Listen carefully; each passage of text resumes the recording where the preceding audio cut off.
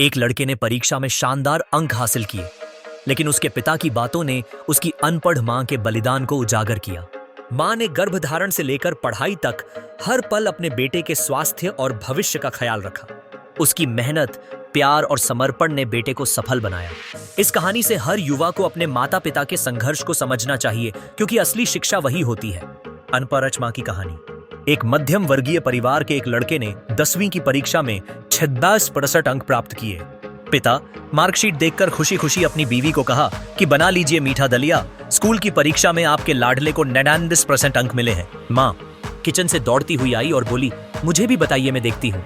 इसी बीच लड़का फटाक से बोला, पापा उन्हें रिजल्ट कहाँ दिखा रहे हैं, क्या वो पढ़ लिख सकती है? अश्रुपूर्ण आंखों से पल्लू से पूछती हुई माँ मीठा बनाने चली गई। ये बात पर पिता ने तुरंत देखा। फिर उन्होंने लड़के के कहे हुए शब्दों में जोड़ा और कहा, हाँ रे, वो भी सच है। जब हमारी शादी हुई तो 4 महीने के अंदर ही तुम्हारी माँ गर्भवती हो गई। मैंने सोचा शादी के बाद कहीं घूमने नहीं गए, एक दूसरे को ठीक से हम समझे भी नहीं है, चलो इस बार अबॉर्शन करवाकर आगे चांस लेते हैं। लेकिन तुम्हारी माँ ने जोर देकर कहा, नहीं, बाद में चांस नहीं, घूमना फिरना और आपस में समझना भी नहीं।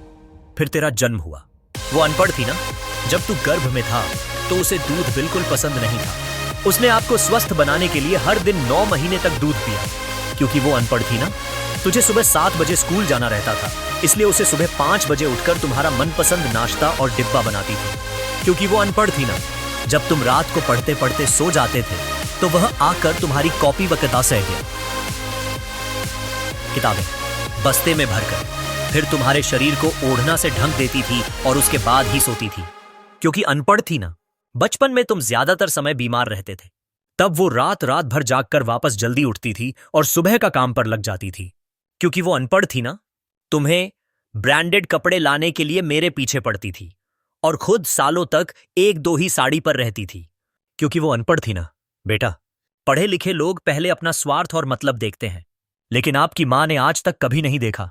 क्योंकि अशिक्षित है ना वो खाना बनाकर और हमें परोसकर कभी कभी खुद खाना भूल जाती थी। इसलिए मैं गर्व से कहता हूं कि तुम्हारी मां अनपढ़ है। यह सब सुनकर लड़का रोते रोते और लिपटकर अपनी मां से बोलता है, मां, मुझे तो कागज पर 90% अंक ही मिले हैं, लेकिन आप मेरे जीवन को 100% बनाने वाली आप पहली शिक्षक हैं। मां, मुझे आज 99% अंक मिले हैं, फिर भी मैं अशिक्षित हूं और आपके पास PhD के ऊपर भी उच्च डिग्री है।